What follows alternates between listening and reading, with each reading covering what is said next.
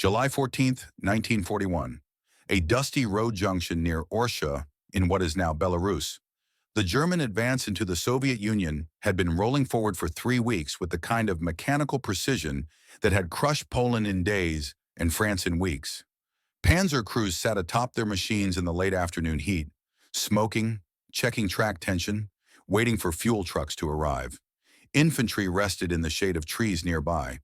Motorcycle dispatch riders kicked up clouds of pale dust as they moved between units. Everything felt routine, almost boring, the kind of operational pause that happens a dozen times in any campaign. Then the sky began to scream. What happened in the next 90 seconds would be described by survivors as something beyond conventional warfare, beyond anything in their experience. A sound like 1,000 banshees rose from a tree line to the northeast. The rails of truck-mounted launchers, angled toward the sky like the pipes of some infernal church organ, erupted in rippling sequence. Dozens of rockets climbed away, trailing white smoke and that terrible rising howl. German soldiers had seconds to process what they were seeing before the world turned to fire and fragmented steel. The rockets came down in a pattern that seemed almost random but covered the entire assembly area. Explosions walked through the column, trucks erupted in orange fireballs, men were thrown through the air like dolls. A Panzer IV took a direct hit on its engine deck and the ammunition inside cooked off with a sound like a door slamming in hell. Within 90 seconds, the barrage was over. The surviving Germans lay pressed into ditches and behind shattered vehicles, ears ringing, covered in dust and blood, trying to understand what weapon could do this. They would learn its name soon enough. The Soviets called it Katyusha, a diminutive of the name Catherine, after a popular wartime song. The Germans would call it Stalin's organ, and for the tank crews of the Wehrmacht, it would become the sound of their nightmares.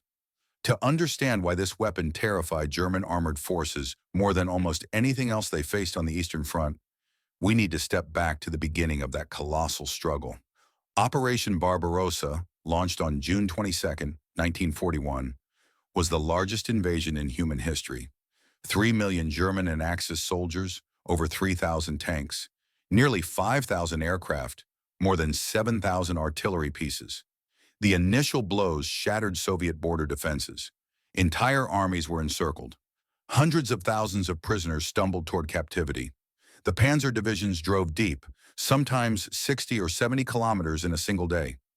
German commanders began to think in terms of weeks until victory. But the Soviet Union was not Poland. It was not France. The distances were vast. The infrastructure was poor. Supply lines stretched. And behind the chaos of the initial defeats, the Soviet war machine was beginning to respond. One of those responses came from the Soviet rocket artillery program, which had been developing multiple launch rocket systems through the 1930s. The concept was not new.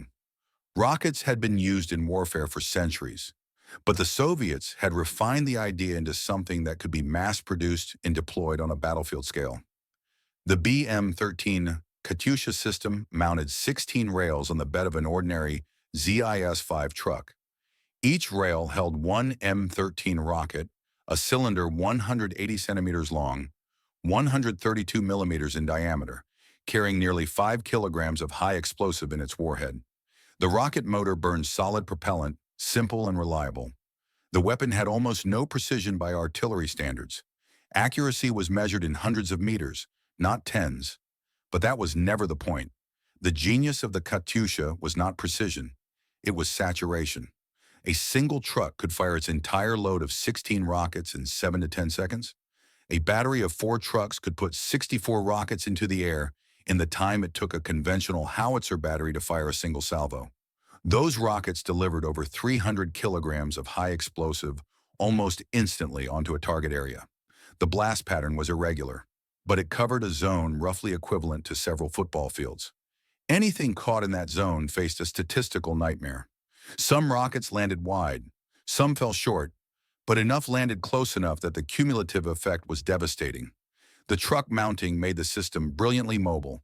A ZIS-5 was a workhorse vehicle, common throughout the Red Army, easy to maintain with minimal training. A Katyusha battery could drive into position, set up in minutes, unleash its barrage, and be moving again before German spotters could even locate the firing point. Conventional artillery required careful calculation, communication with forward observers, adjustments based on fall of shot. It was methodical, professional, effective, but slow. The Katyusha was the opposite philosophy. Get close enough. Fire everything. Move. The inaccuracy did not matter when the target was a concentration of troops, vehicles, or armor.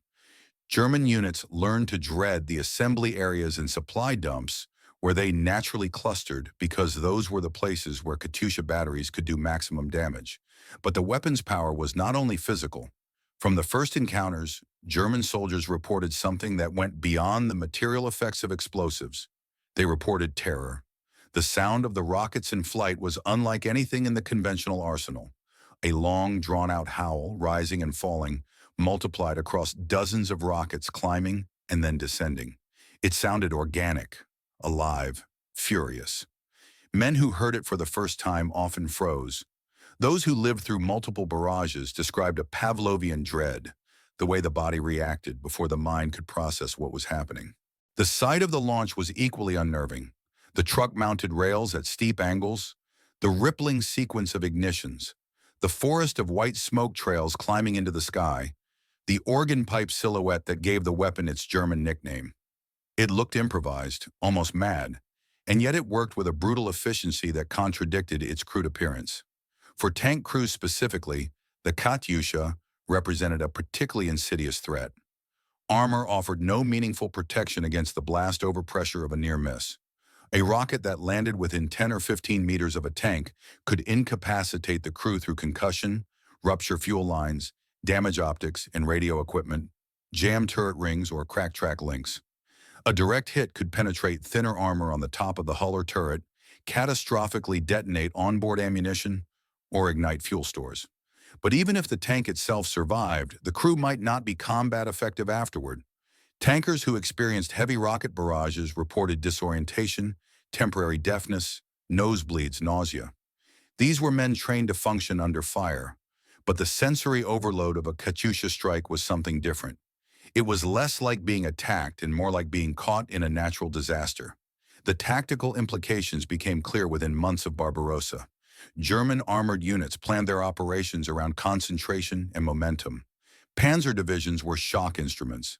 They gathered vehicles, fuel, ammunition, and supporting infantry into relatively compact areas before launching an attack. These assembly areas were militarily necessary, but also extremely vulnerable. A Katyusha battery that caught a Panzer battalion refueling before dawn could turn that battalion into a burning wreck in under 2 minutes. The Germans tried to adapt. They spread out more. They moved assembly areas further from likely Soviet observation. They increased air patrols to spot and strafe rocket batteries. But the Katyusha's mobility made it nearly impossible to suppress systematically. By the time aircraft arrived or counter-battery fire was adjusted, the launchers were gone. Soviet doctrine quickly evolved to maximize the weapon's psychological impact. Katyusha batteries were often held in reserve and then employed suddenly without warning at moments when German forces were most vulnerable. During the preparation phase of an attack, when tanks were lined up waiting to advance, during resupply operations at night, during command conferences when staff vehicles clustered. The unpredictability multiplied the fear. German soldiers could never be certain when the howling would start. Every pause became tense. Every concentration of vehicles felt like a target. That constant low-grade anxiety eroded unit cohesion over time in ways that were difficult to quantify but deeply corrosive. The rocket's inaccuracy, which might seem like a weakness, actually contributed to its psychological power.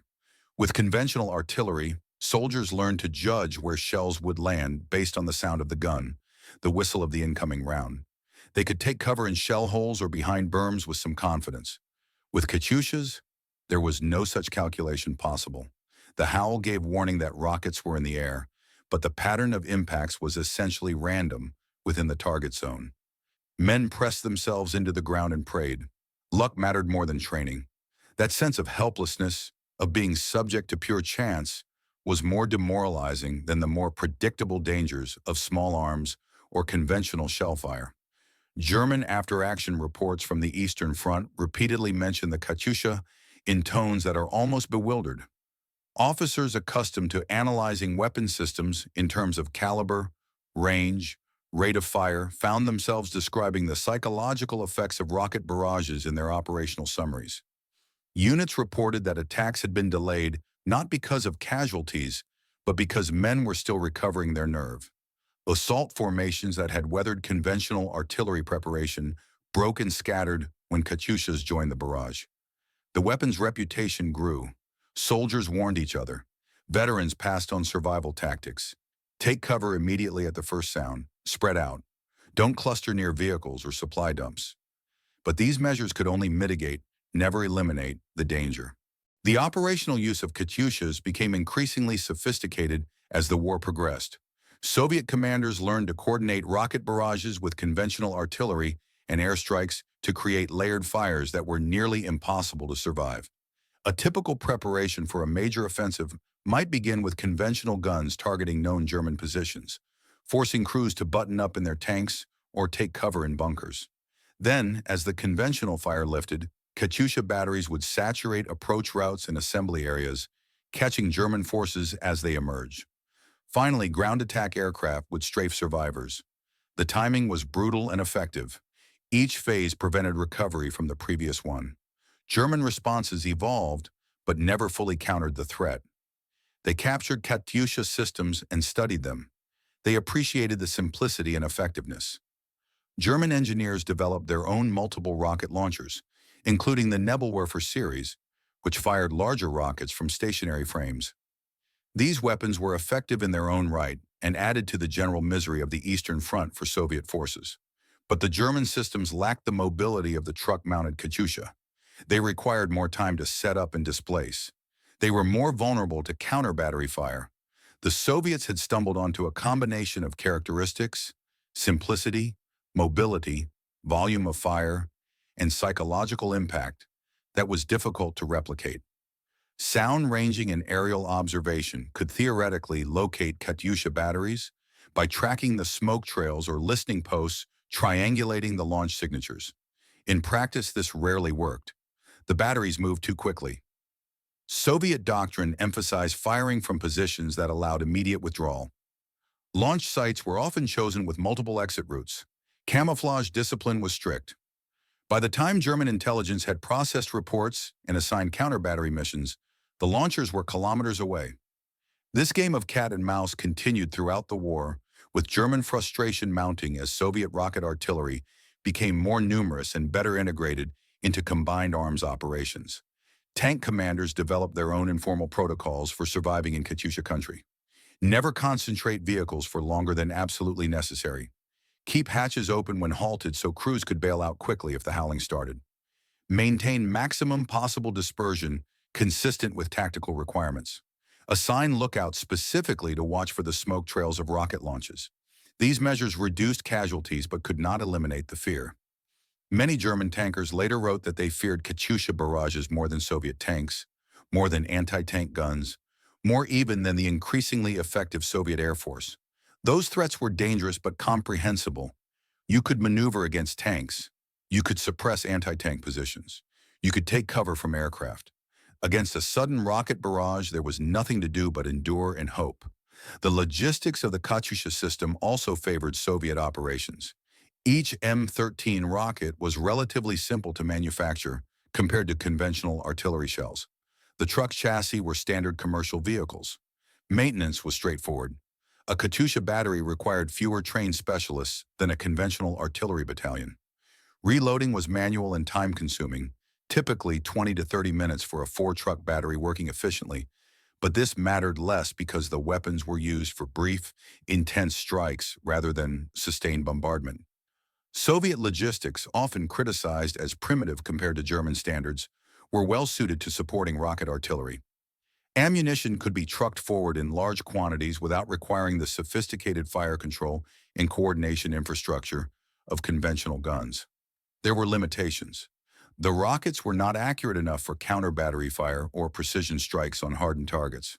They were most effective against area targets, concentrations of troops and soft-skinned vehicles.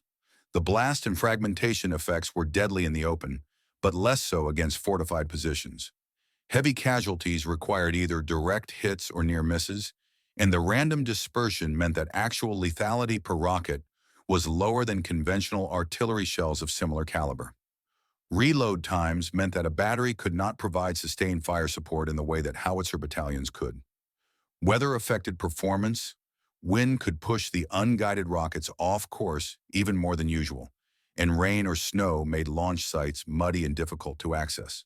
But in the context of the Eastern Front, these limitations rarely mattered. The Soviets had numerical superiority in artillery overall. Conventional guns provided sustained fire and precision when needed. The Katyushas were a supplementary terror weapon, used at decisive moments to maximize shock and disruption. Soviet commanders learned where and when to employ them for maximum effect.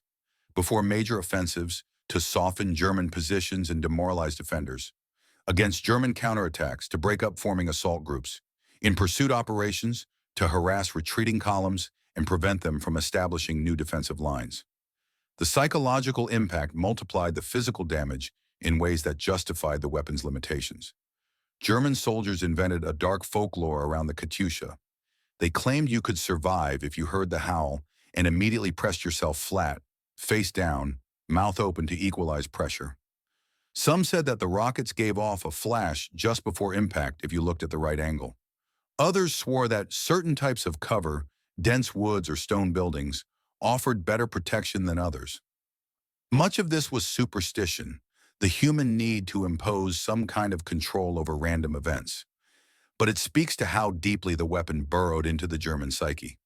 You did not develop elaborate survival myths for weapons that were merely dangerous.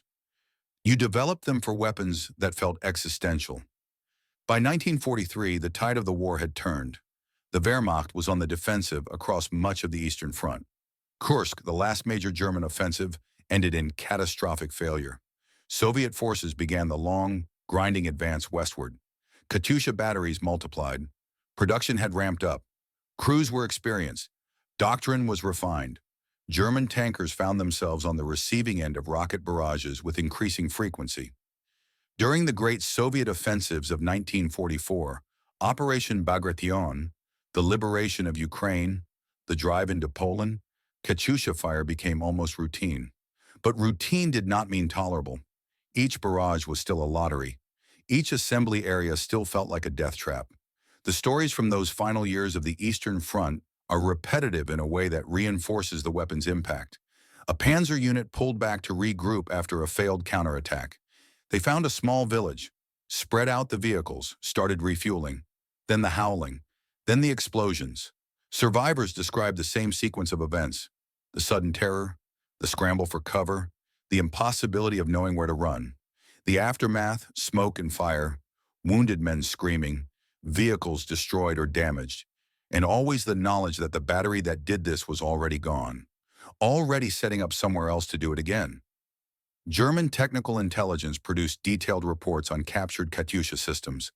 They noted the crudeness of the aiming mechanism, the simple welded construction of the launch rails, the basic solid fuel rocket motor.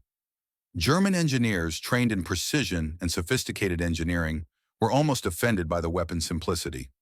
It violated their aesthetic sense of how weapons should work.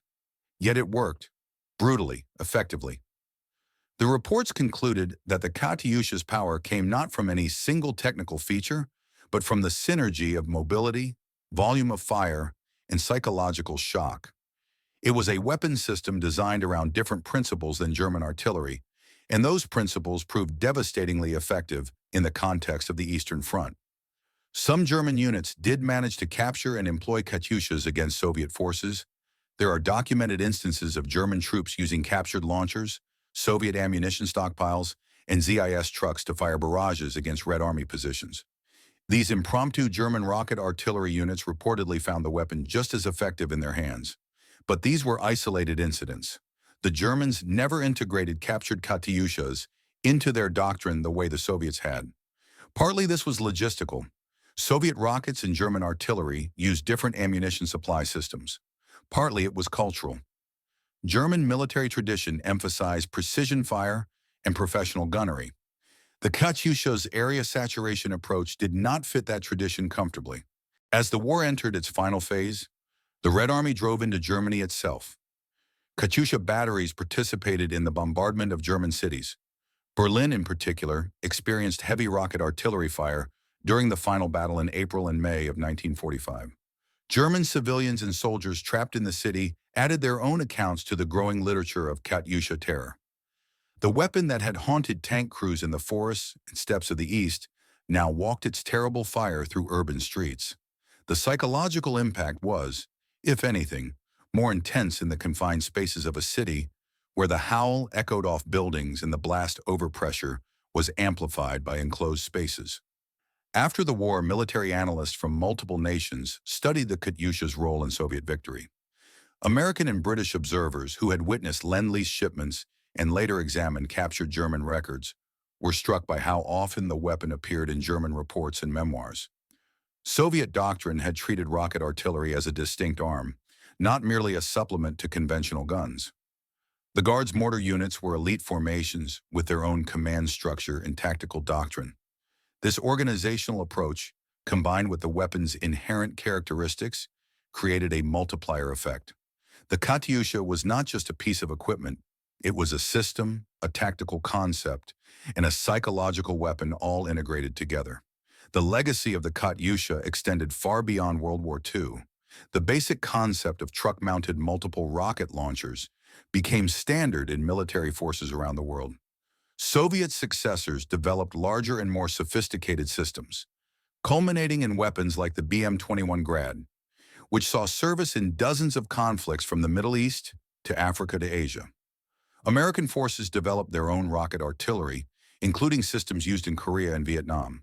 The principle, saturation fire from mobile platforms, proved universally applicable, but the original Katyusha retained a special place in the history of weapons technology, not because it was the most advanced or the most lethal in absolute terms, but because it represented a philosophical shift in how artillery could be employed.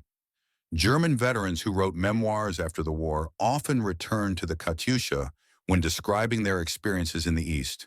The weapon appears again and again, sometimes in detailed descriptions of specific barrages, sometimes just as a recurring presence, the howling that might start at any moment.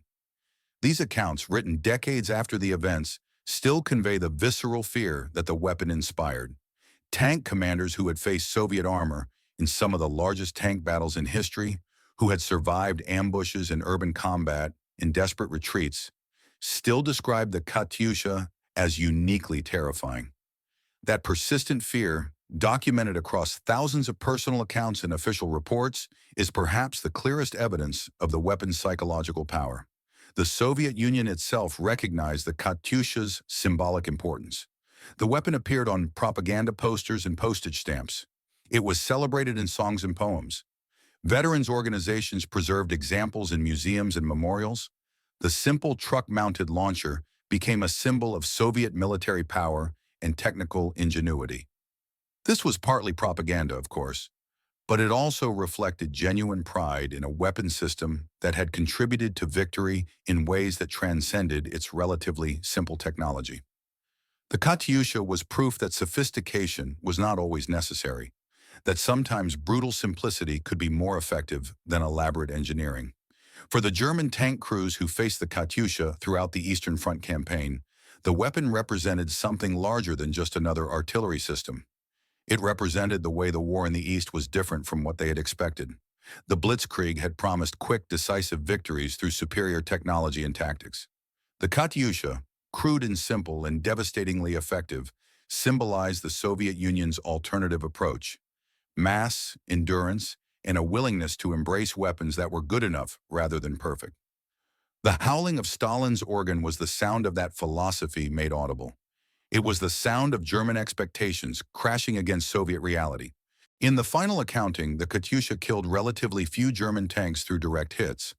The weapon's inaccuracy and the armored protection of the vehicles themselves limited its direct lethality against tanks compared to dedicated anti-tank guns or tank versus tank combat.